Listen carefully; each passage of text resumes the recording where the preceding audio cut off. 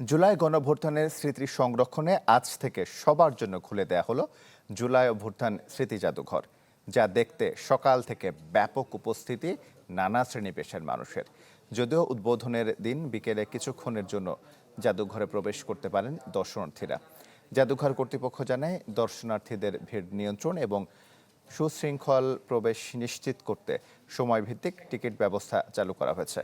এজন্য আগ্রহীদের আগে থেকেই জুলাই 36 ওয়েবসাইটে নিবন্ধন করে পছন্দের সময় নির্বাচন করতে হবে।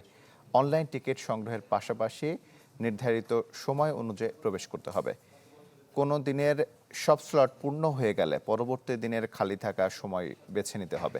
জাদুঘরে প্রাপ্তবয়স্কদের জন্য প্রবেশ মূল্য 50 টাকা এবং শিশুদের জন্য 20 টাকা নির্ধারণ করা হয়েছে।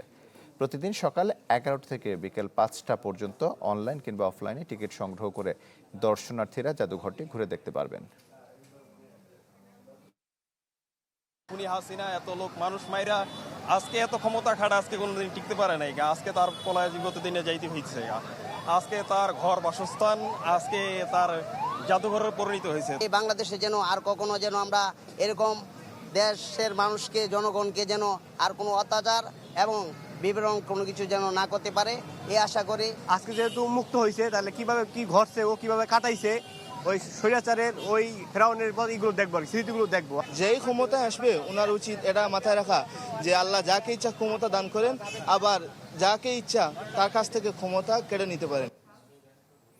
এ বিষয়ে আরও খবর জানাতে জাদুঘর প্রাঙ্গণ থেকে আমাদের সঙ্গে সরাসরি যুক্ত হচ্ছেন মুহাজির হক। মুহাজির,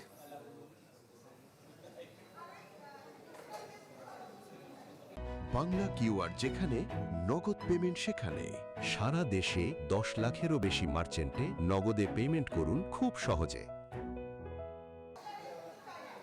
তমাল, আপনি জানেন যে আজ থেকে সবার জন্য জাদুঘর খুলে দেওয়া হয়েছে এবং আমি এই মুহূর্তে জাদুঘরের ভেতরে প্রবেশ করলাম এই মাত্র, এবং 11টা বাজতেই সর্বসাধারণ যারা রয়েছেন বিভিন্ন শ্রেণী পেশার মানুষ তারা এই জাদুঘরে প্রবেশ করছেন।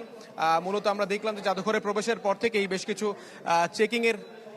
কিছু চেকিংয়ের ব্যবস্থা করা হয়েছে এবং যারা চেক করে তারপর আসলে তারা এখান দিয়ে আসছেন। এখান দিয়ে তারা ঢুকে তারপর হচ্ছে যে গণভবন ছিল সেই গণভবনের পুরো প্রায় এরিয়াটাই বলা যায় যে জুলাইয়ের যে স্মৃতি এবং বিগত 17 বছরের যে দমনপীড়ন সব কিছুর একটা প্রদর্শনী এখানে করা হয়েছে। আমরাও কেবলই ঢুকলাম দর্শনার্থীদের সাথে, যারা সাধারণ মানুষ রয়েছেন তাদের সঙ্গে ঢুকলাম। আপনারা এখন দেখতে পাচ্ছেন যে এই জাদুঘরের ভেতরের অংশটা আসলে কেমন। এখানে এই মাত্রই যারা প্রবেশ করলেন তারা দেখছেন যে সেই গণভবন, যেখান থেকে আসলে পুরো 17 বছরের একটা দমনপীড়নের যে রাজনীতি জনগণ দেখেছে এবং যার ক্ষোভ জুলাই অভ্যুত্থানে আমরা আসলে দেখতে পেয়েছি, সাধারণ ছাত্র জনতার যে ক্ষোভ ছিল। এবং গণভবনের যে আসলে পুরো এরিয়াটাই বলা হচ্ছে যে এখানে বিভিন্ন ধরনের গ্রাফিতি এবং গ্রাফিতি থেকে শুরু করে এখানে অনেক প্রদর্শনী রয়েছে, যেগুলো আসলে ভেতরে আমরা অনেক ডিজিটালাইজেশনও দেখেছি, যেখানে আধুনিকতার সাথে বিভিন্ন প্রদর্শনী দেওয়া হয়েছে এবং শেখ হাসিনার সেই লাল টেলিফোন থেকে শুরু করে অনেক কিছুই এখানে রয়েছে। এবং আরেকটা বিষয়, যে একটা বিখ্যাত যে জুলাই নিয়ে যে কবিতাটা ছিল, যে তোমরা হয়তো যাইবা ভুলে খুনি হাসিনার ইতিহাস, সেই মায়ে রাখবো মনে যে ছুঁইছে পোলার লাশ। এ ধরনের নানান ধরনের গ্রাফিতি, নানান ধরনের কবিতার লাইন, এসব কিছু ঘিরেই আসলে এই জুলাই স্মৃতি গণঅভ্যুত্থান যে জাদুঘরটি রয়েছে সেটি। এবং আজ 5টা পর্যন্ত দর্শনার্থীরা আসতে পারবেন। 11টা থেকে এটা শুরু হলো। অনলাইনে টিকিট কাটার ব্যবস্থা রয়েছে। এই তো তমাল।